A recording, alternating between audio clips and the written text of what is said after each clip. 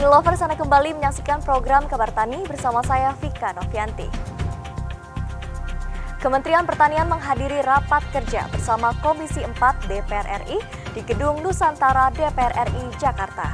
Pada rapat kali ini, Menteri Pertanian Syahrul Yassin Limpo menyampaikan 3 poin penting yang telah disiapkan hingga capaian Kementerian Pertanian di tahun 2021. Lalu seperti apakah strategi pelaksanaan program kerja Kementerian Pertanian tahun 2022? Kita simak informasinya.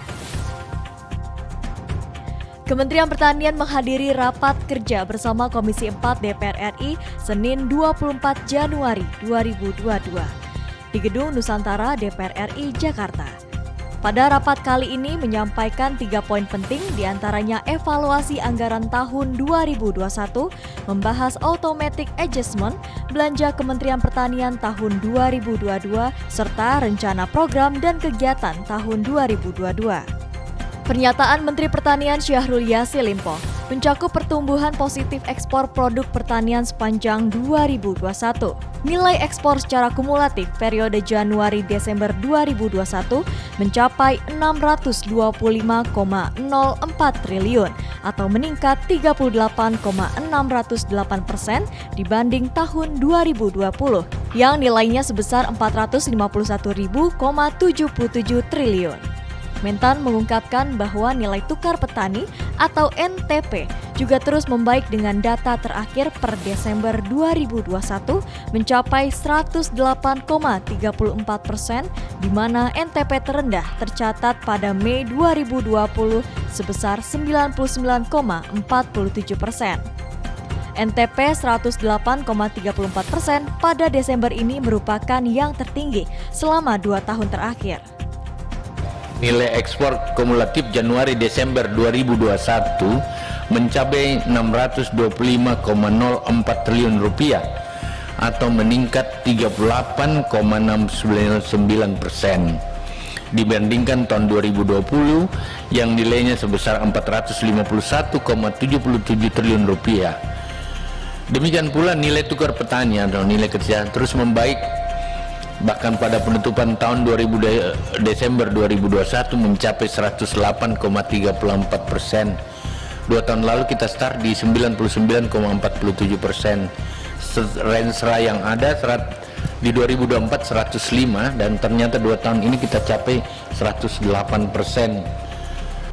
Kementerian Pertanian mencatat peningkatan produksi komoditas utama sektor pertanian 2021 yaitu produksi padi 2021 mencapai 55,27 ton gabah kering giling atau meningkat 1,13% dibandingkan tahun 2020 sebesar 54,65 juta ton gabah kering giling. Selain itu, Menteri Pertanian menyampaikan telah menyiapkan 5 strategi pelaksanaan program kerja Kementerian Pertanian tahun 2022 dengan tema pemulihan ekonomi dan reformasi struktural. Syahrul Yassin Limpo juga menetapkan untuk menargetkan produksi komoditas utama Kementerian Pertanian tahun 2022. Rencana kerja pemerintah atau RKP dengan tema pemulihan ekonomi dan reformasi struktural.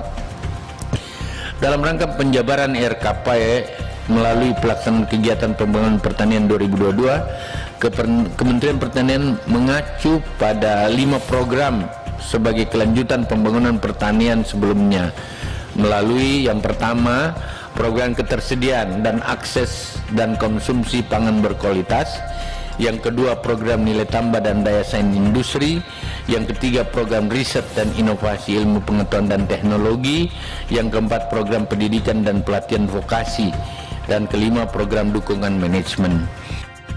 Dalam kesempatan yang sama, Suhardi Duka, anggota Komisi 4 DPR RI fraksi Demokrat mengapresiasi kinerja Menteri Pertanian. Menurutnya, Syahrul Yassin Limpo dinilai berhasil untuk tidak melakukan kebijakan impor beras dan jagung selama 3 tahun belakang. Yang pertama, saya tentunya apresiasi atas realisasi anggaran 97,28% dengan audit WTP wajar tanpa pengecualian dari BPK, dengan nilai ekspor juga cukup tinggi di sektor perkebunan. Kedua, apresiasi saya juga terhadap 3 tahun berturut-turut Indonesia tidak mengimpor beras dan jagung. Saya Menteri Pak SYL justru mampu selama 3 tahun Indonesia tidak impor beras. Ini saya tentu apresiasi. Apa yang diarahkan Pak Menteri tadi saya support. Saya optimis bahwa kita akan capai apa yang menjadi harapan kita bersama sejauh seluruh unsur di bawahnya, para pejabat eselon 1 sampai kepada balai-balai yang ada di daerah bisa bermitra dengan sebaik-baiknya dengan seluruh stakeholder yang ada. Demikianlah kabar tani edisi kali ini. Saya Vika Novianti beserta kru yang bertugas mengucapkan terima kasih atas kebersamaan Anda.